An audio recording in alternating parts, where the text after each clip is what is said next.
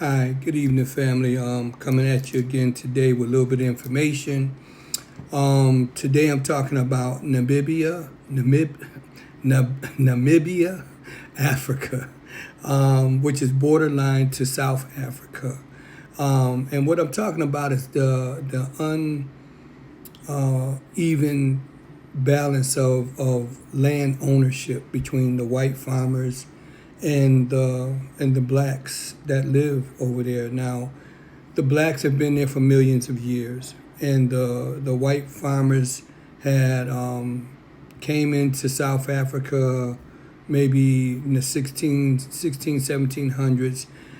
Some of these families been there and have generations there since that time and have acquired a lot of land. For example, I just want to say like the white population only takes up like 10 to 15% of the entire population. And that goes for Namibia as well as South Africa. And the blacks in both these countries that are border to each other take up about 85 to 90% of the population there. Yet, one white farmer can own, on an average now, 9,000, they call them hectares. Now, a hectare is the size of, let's just say, 2.5 times the size of, 2.5 acres equals 1 hectare. That's it. 2.5 acres equals 1 hectare. Now, on average, one white farmer can own, get this, 9,000 hectares. 9,000. That's just for one man and his family, okay? And they own, and the white farmers own 90% of all land that is owned over there. And the blacks that's been there for millions of years, that take up 90% of the population, they own under 7% of the land in Namibia as well as South Africa. Now, I'll just give you a snapshot of the unfairness here now. That 9,000 hectares, okay, equals 1 hectare, equals 107,639 square feet. Okay? Now, that being as large as it is, can you imagine now multiply that times 9,000? That would come up to 34.749 square miles, right? Now, when you see that 34, you might as well just say 34 and a half square miles. Now, that is the size of, just about the size of upstate New York's cities, Buffalo, Rochester, and New York, right? I know Rochester is 34,000 square miles. Buffalo is 38 square miles, and Syracuse is even smaller. So these are cities, and what these farmers own are the equivalent of an entire city, and they have on these farms, all this land,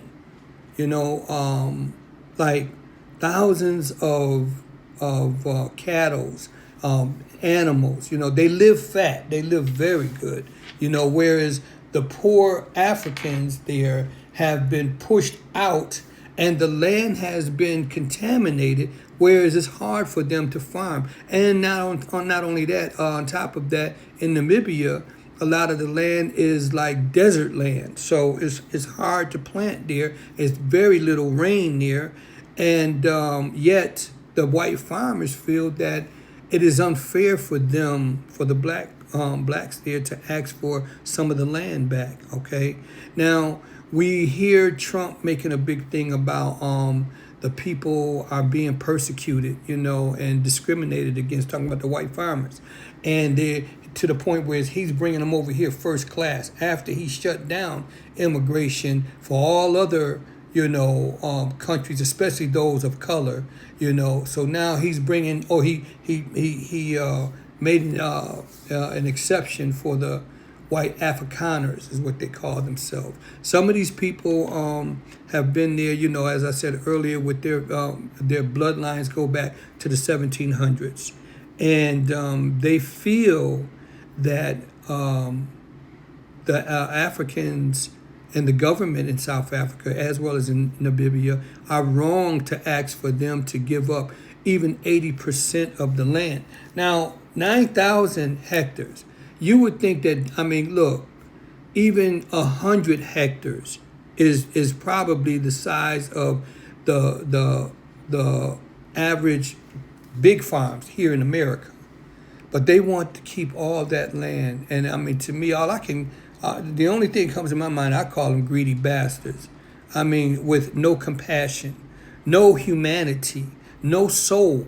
How can you have all this and your family have taken from these people, and you do not want to at least be fair about and continue to live there? Because these people in Africa, the governments are not kicking them off their completely off of the farms. They're telling them to be reasonable, you know, to cut back, and they should cut back in a big way, you know, at least give back 90% so that other people, that the original people, can have a chance to have the same fairness as the whites have for the last 200 years. Now, the white farmers say that their family had nothing. I mean, that their land and the money that they have, and they have accumulated so much riches off of this land, says it had nothing to do with their ancestors coming over with guns and all kind of weaponry and strong arming the land out from the Africans. And on one hand, you know, I mean, I did say, like, well, why did they let them do this here? For one thing, Africans didn't have guns way back there when this stuff was going on. The gun is the number one tool that whites have used throughout all the lands of the globe to take what is theirs. It's not their genius so much. It's them guns and the gunpowder. And so now the Africans have, you know, it's like enough is enough. We want our land back. It is ours. It was given to us from God, directly to us, to his children, the firstborn of the earth. And so now they're crying. And it's funny, like how, you know, when white people do wrong, you know, and I'm not a racist, I'm just talking facts here and now, and I'm a realist. But when white people do you wrong, no matter how horrifying and terrifying their behavior is, you know, no matter how devilish it is, they will press the pedal on it until they grind you into the ground. And the minute you call them on it, they become victims. It's like, poor, how could you do this to us? Anyone on this planet can see the unfairness that's going on over in South Africa and Namibia. But I just want to give you a snapshot of the unfairness of what these people are up against, and and it's like, for the blacks over there, the land that they do live on is so littered with so much garbage, from the factories putting chemical waste into the waters and into the land. The streets, well, you can't even call them streets, they're roads. After 450 years of colonization over in Africa, you would think that these farmers would share the wealth and make the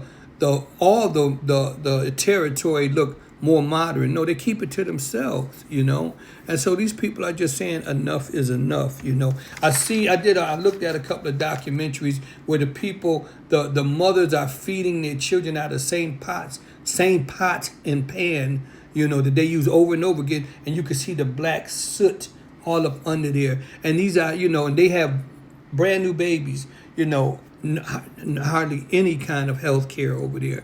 So, again, I just wanted to give you a snapshot of what's going on over in Africa.